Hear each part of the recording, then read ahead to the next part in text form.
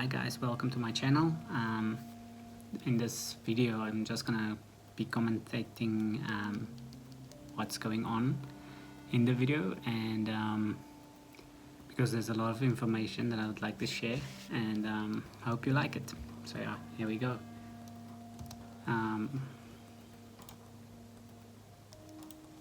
So we recently bought a 3D printer, and it was a self-assemble project that you have to build your own the whole thing from scratch, which took super long, and I wouldn't recommend it to anybody. It was horrible. It took us a whole weekend. And then obviously after that you have to calibrate everything. So that was me and my brother. We worked together to make it work.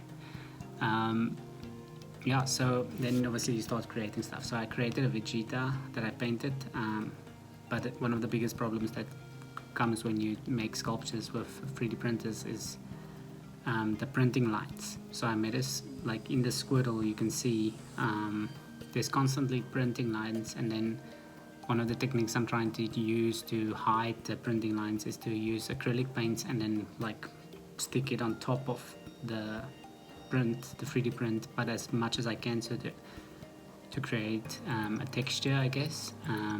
So I would rather see the texture of the paint than seeing the 3D lines. But yeah, and then my style is very cartoony with most of my projects, whether it is painting or sculpture or whatever. And then obviously Squirtle is one of my favorite Pokemon. But yeah, so I tried to keep it to the real character as close as I could, but you can still see the printing lines like in his face and stuff. That's a Pokeball, so again, something that you just can't get away with is that lines. So yeah, the coughing, sorry, quick one. Coughing was made out of clay. And yeah, this is a baby Groot I made, but I used a sponge technique to paint the paints on. So you apply the dark paints and then light the paints you apply with a sponge. Then the Iron Man we made with we had to separate the head, stick it together afterwards, and what I then used was a new thing I learned with to rub in clay. So you you take clay with a piece of the brush and water and rub it over to fill in all those printing lines, and then I spray painted it gold and then used the acrylic paints over that, and then after the acrylic paints I used a clear lacquer spray paint to get it glossy again, and then just adding the black lines for the cartoon effect. Then the Captain America Funko doll, this was a big project.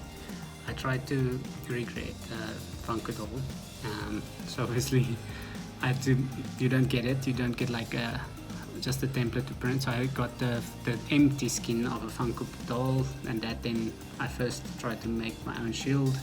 It was hard, but yeah, then I went into the 3D printed software, sculpting software or something, and this is where you just have to have a sense of 3D, and I don't know, you have to just try and make what you see. So obviously I kept on the one side of the screen the photo of the actual Funko doll from Captain America and use him as a reference, but then you have to just have a vision of like a sense of 3D and where you're going with the sculpture when you're doing this 3D stuff. So there's a mirror effect tool, so whatever it does on the right hand side of the face, it automatically does on the left side. But this took more than 8 hours. The whole sculpting like this, it was really rough, and I'm glad I did it. I learned a lot, but also in it was part of it, I guess, was learning the software, which it's I think it would have been easier if I already knew the software, but still I'm happy how it came out.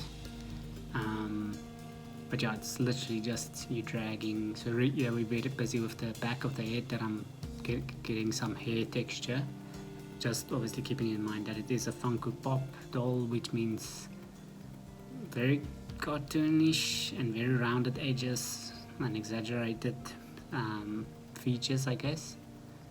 And then I'm not sure if it's the Endgame or Infinity War Captain America, the one with the beard. but yeah, so I think yeah, but yeah, 8 hours of this was very tedious, and I had to constantly like you just grab and pull with your mouse. So I would recommend that getting a better mouse. If you don't already have a good mouse. But yeah, this is the final product. So whether you're pulling to shape onto it or subtracting and pushing into the sculpture, it's kind of like working with clay. And I'm very happy how it came out. Like to just use the reference, it was obviously a lot of effort, but I'm really glad with how it came out. It came out kind of like almost like the real thing. And I would look into how to upload this template to Thingiverse, if you guys like.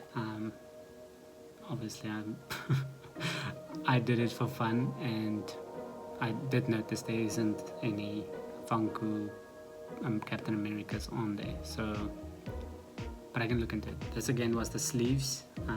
So you're pulling out the clay and then you're pushing back in to create like texture or the ripple effect in your shirt. I think this was the belt. So there you can see that's a removal, so pushing into the sculpture.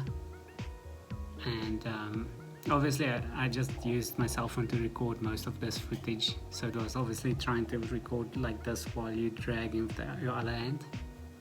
And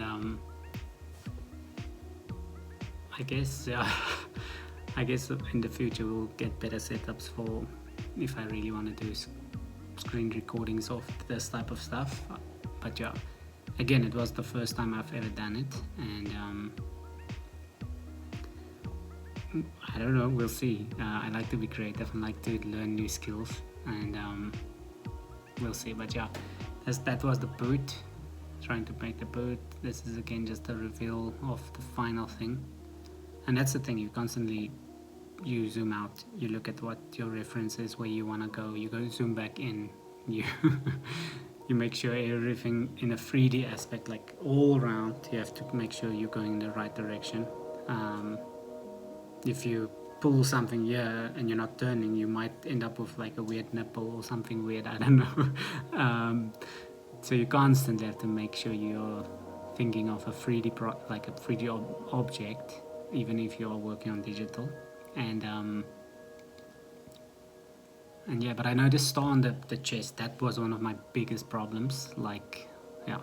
And then this was the 3D print. So obviously we did a lot of like test prints also, doing your slower prints, faster prints, more supports and all these things that you go into your 3D print. But yeah, so then we did the cutting off. So then I cut all these things off and then stick them together.